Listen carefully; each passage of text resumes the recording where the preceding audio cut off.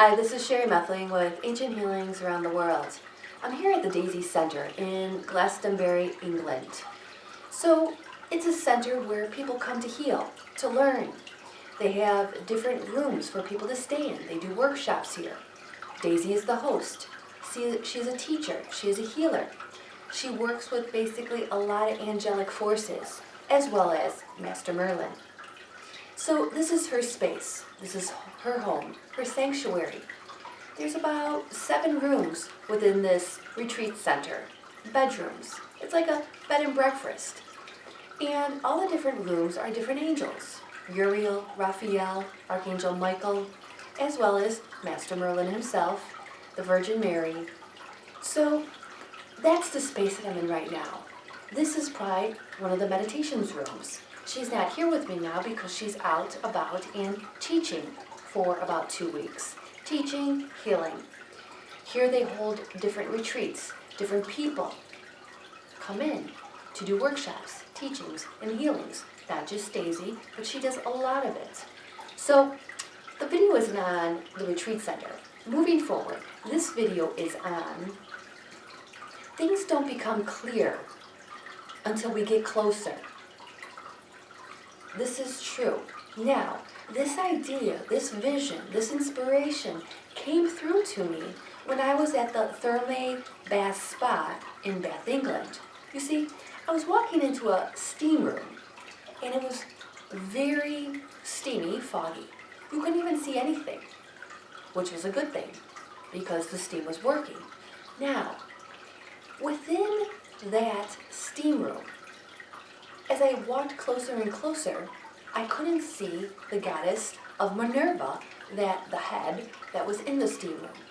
You see, because until we get closer and closer to the next step, the next doorway, the next chapter, we can't see, we don't know, we don't have that information. Until you go through door number 1, 2, and 3, you're not going to have a clue what's in door number 4, 5, and 6. You first have to go through the process. You have to get closer and closer. You can't get to 8th grade from 1st grade, okay? 8th grade to college. Everything's a process. Once you get a step closer, then you'll see what the next step is, what the next doorway is, what the next bit of information that's coming through, the next location that I have to get to. You see, on my journey, Ancient Healings Around the World, as I travel, it's interesting. A lot of people will ask me, Sherry, where are you going next? What's your next plan? Well, let me tell you something. I had a list, an itinerary. I wasn't really sticking to it, but I had a game planned in mind. There weren't dates set on it. There weren't time frames set on it, which is very outside of how Sherry works. But what happened with that itinerary? It kind of went out the window once I got to England. Why? Because as I connected into different people, I was receiving different information, different insights, different places to check out. Now, it's not to say that everything that I heard I would be checking out. No, I just asked myself, discerning, is this a place for me to check out? Yes or no? I get a feeling, I get a sensation, I look it up, I do a little research. How does this feel? Do I get excited? Am I opened up? Do I want to go there? Yes, you'll know it. Or, no, I think I could pass on that. It's not relevant to my work, to my research, to what I have to do, nor any downloads that I feel that I need in that space. Okay? So, once I got closer into England, then different information, different insight, different places were coming to me, not through the internet. No, it was because I was connecting into people, listening, talking, communicating, asking questions, receiving feedback from the people from the country who know the lands, who walk the lands, who've been here, who've explored. I know America pretty well. I've explored that pretty thoroughly from the north, south, east, and west. Of course, there's more things to explore. But the thing is that I don't know usually the next space that I'm going to. I have an idea of a couple places that I want to hit, and logistically, I'm trying to keep it in a pattern that it's not like you're going to the east, to the west, to the east, to the west, like that. I'm not doing that. But I know about 48 hours before I leave town. I wait for it. I don't rush it. So The whole idea is things don't become clear until you get closer and closer and closer to the end of the chapter or to the end of the book.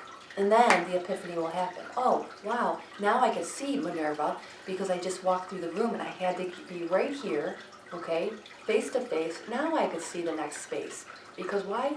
I just walked through this, and this, went through this chapter, okay, took these steps, and now I'm complete, now I'm here. Now I could see, oh, it's this door, it's this place, it's this pace, this is how I'm getting there, all right? So don't get overwhelmed when you don't know the next space, the next thing, the next job, the next move that you have to make in your chessboard of life. Don't get overwhelmed by it. Just know that it's a process. Until you get through gate number 1, 2, and 3, you're not going to know what's in gate number 5. You might have an idea of where you want to get to, but you might not know all the different steps and the processes and the things and the people and the experiences that you're going to be encountering between A and Z. You just know what A is, where you're at, and you know what you want to get to, your end result as well. Okay? I hope that makes sense. So, embrace the journey, as they say, not the end destination, because it's not about the destination, it's about the journey. And be comfortable in not knowing, in the unknown, just trusting. I'm in a process where I'm just trusting. Well, a few days ago, I didn't have a place to stay, and somebody's like, wow, that's really gutsy. It's 5 o'clock and you still didn't book your next place. I said, well, it's because I'm just intuitively picking up. It's okay. Trust, allow, let go. Don't worry about it. It's not your worries. It's not your concerns.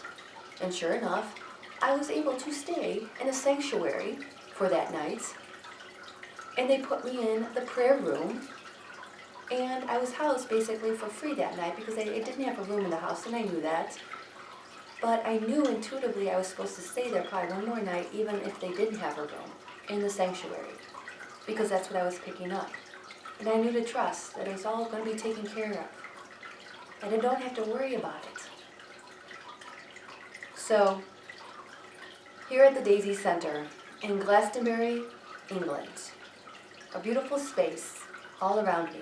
I will be filming a few more videos probably here, out in the Master Merlin garden with the pond, and wherever else I might find a little home to do a nice, quiet, peaceful video here at the Daisy Center in Glastonbury, England. Signing off.